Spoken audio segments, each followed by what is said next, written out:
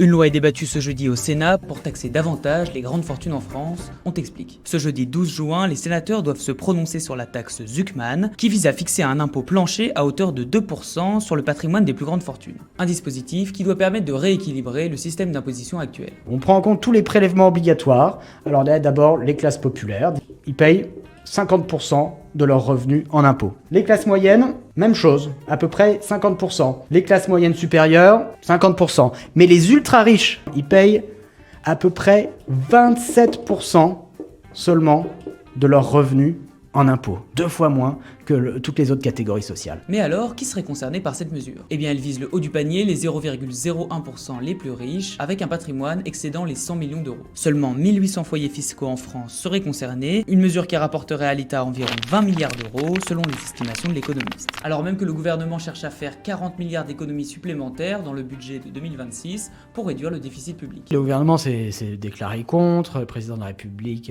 également, en soulignant le risque d'exil fiscal.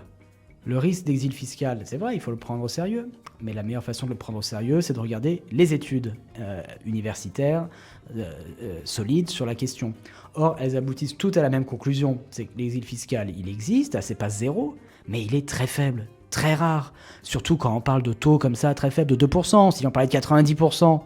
Ok, d'autant plus que dans la proposition de loi, il y a un dispositif innovant qui vient dire tout simplement que les contribuables concernés qui s'exileraient resteraient soumis à l'impôt minimum 5 ans après leur départ, ce qui est de nature à réduire encore davantage l'exil fiscal. Mais est-ce que cette mesure a vraiment une chance d'être adoptée par le Parlement? À l'Assemblée, c'est déjà fait, les députés ont voté pour le 20 février dernier. Ce jeudi, c'est au tour des sénateurs de se prononcer. Alors sur le papier, ça semble très compliqué que les sénateurs votent en faveur de cette taxe. Le Sénat, aujourd'hui, il est à majorité de droite et à majorité centriste. On le sait, les LR, ils sont farouchement contre toute hausse d'impôts, y compris pour les plus riches. Mais certains, parmi les écologistes, ce sont eux qui défendent le texte, y croient et notamment cherchent à mettre la pression sur les centristes, qui sont les alliés de la droite au Sénat, en leur disant « personne ne comprendrait que vous ne votiez pas ce texte ».